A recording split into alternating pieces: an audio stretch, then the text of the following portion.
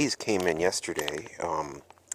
These are the replacement bolts for that T-bracket down there in the back. I think with these, that might be all that I want, or need as far as bolts go. I am kind of on the fence of, on changing these out to these type of black cups along here and along the side of the fender and then along the back end of the rear bumper. I don't know yet. I did apply to be sponsored by them, by 100 Proof or MPC Motorsport, but I haven't heard anything back, so don't know if my car or my build is up to their standards. I don't know, but I have used all of their bolts exclusively. I did at the beginning reach out to another company that makes bolts like these, and they really didn't seem to want to. I don't know, I'm not going to talk bad about them, but I just didn't use them. Yeah, I mean, other than things like these bolts here and these ones on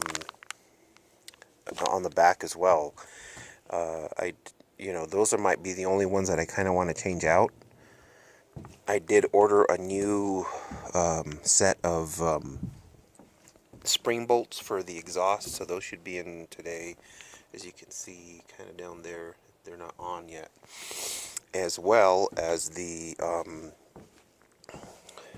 master cylinder for the clutch should be in today, hopefully, and that way I can get those installed. I'm going to go ahead and put these on and finish that up. So there it is. Yesterday I got in the Willwood master cylinder and the reservoir, and I bolted it in just to see if it was going to work at all. I just have to countersink that lower bolt through the back just so it'll sit flush. But other than that, it looks like it's going to work. And I think it's going to look a lot better than having two different reservoir tanks. They'll match. One is for the clutch and one is for the brake. Also started putting on this the bolts for that T-bracket, and I don't have a Allen key big enough for that those two lower ones, and it was kind of a pain in the butt to line those up as well, but I got them kind of threaded in there, but I got to get a bigger Allen key to get those tightened up. And that's pretty much all I did yesterday. I'm going to go ahead and pull this back off, and so I can go ahead and countersink that bolt and then go ahead and install it. So while I was underneath the car trying to get this exhaust hooked up, I decided to do something else. Might as well, because I've done everything else to the car.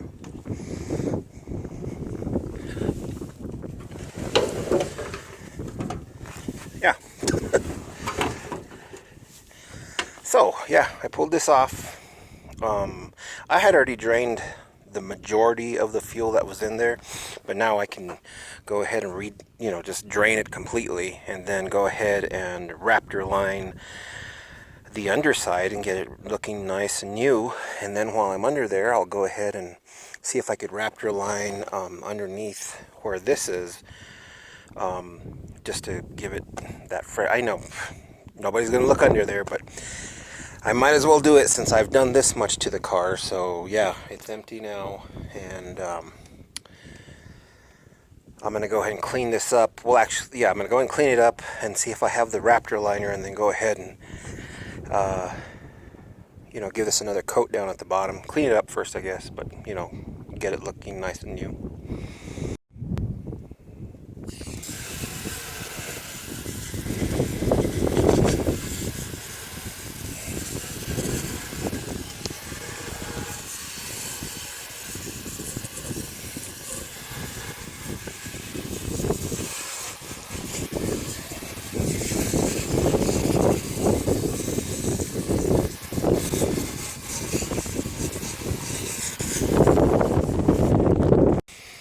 Alright, so this is originally I was going to just go over the old liner that they had, or the undercoating that they had on the gas tank with the Raptor liner, but you know, it just looks so clumpy and ugly that I just decided to go ahead and use the wire wheel and just take off this underside of the undercoating. Something I probably don't recommend you guys do, just because of the fact that it's so dangerous. You know, working with the gas tanks with the fumes and stuff like that. I did take off the fuel pump and the fuel gauge, and I drained it and I rinsed it out with water, but still there's still fumes inside. But I went ahead and did that, and just used the wire wheel and took off the other side. What I'm going to do on the top side is just go ahead and use some black spray paint and do that, and then do the Raptor liner on the bottom.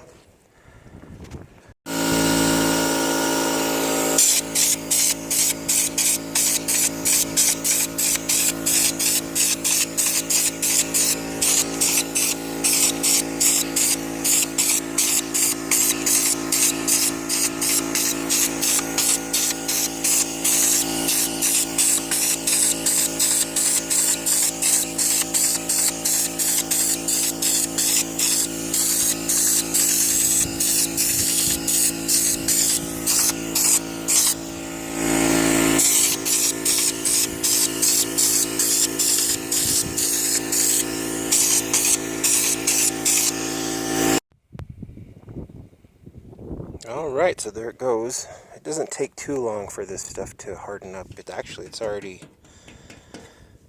you can already pretty much handle it. I mean, I'm going to leave it for another probably 20 minutes or so and let it harden up. I did get underneath the car just a little bit, just because I needed, I didn't want to get, it spatters everywhere, so I didn't want it to get all over all the other stuff that I already put on. But I did get a couple of spots. And I think I figured out what I did wrong with the exhaust. Basically, I took it all apart, and basically this piece was flipped around. So, you know, I turned it around, and hopefully it'll fit a little bit better that way. Once the fuel tank is hardened up and installed, I will go ahead and bolt this on. I did get a couple of new spring bolts for the exhaust, and I got a new gasket to go with it as well, so I can bolt that up, and then I can go ahead and put on these axles, which means you know, dropping the car again. And then I think I'm not sure what's next. Oh, I know what I gotta do. I have to get a Allen bit or wrench that's big enough to tighten those, and those will be done. So yeah, moving right along.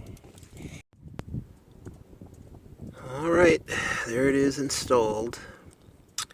I want to clean up those hoses that go connected up to the neck. But everything else is on. I got the exhaust on. And yeah, that was the problem. I just had that piece kind of flipped around. And got the right head for that that T-bracket, the bolts, and so that's on. Exhaust is on. Gas tank is cleaned up. And so now I'm going to go ahead and throw on those axles and see how that goes.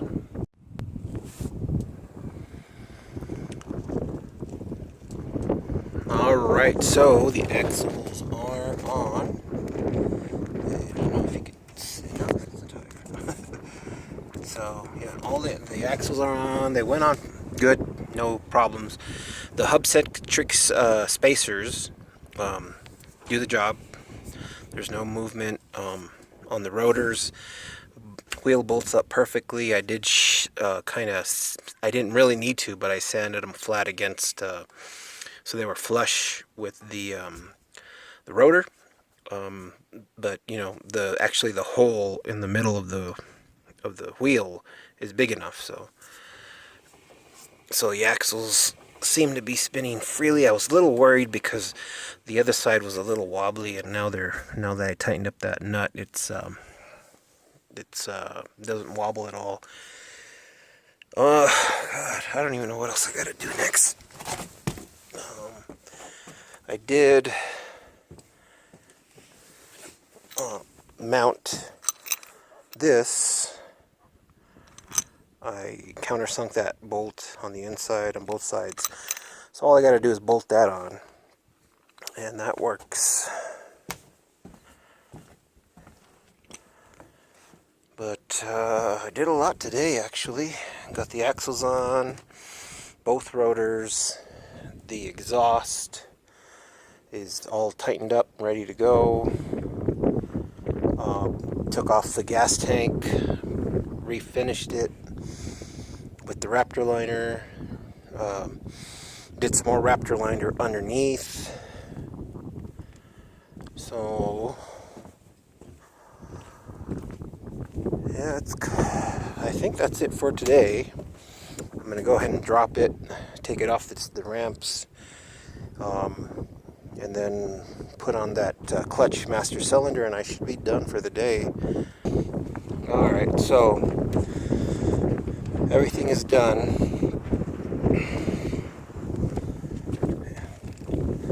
Oh yeah, I also tightened up those bolts on the T-bracket. Exhaust spring bolts are on. These are tightened up. I think that might be it for today, actually. But and there was just a little bit of damage to me, but that's about it. So yeah, this hopefully will be done. If I can come up with the rest of the money to do this and get it done by the end of summer, that would be really nice.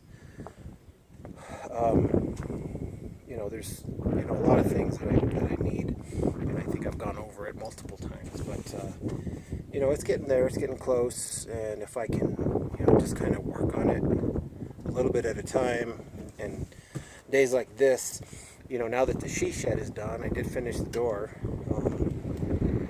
We could go ahead and keep on working on this car, and like I say, hopefully at least get it running by fall. So yeah, if you guys like this video, just give it a thumbs up, subscribe if you haven't, and thanks for watching.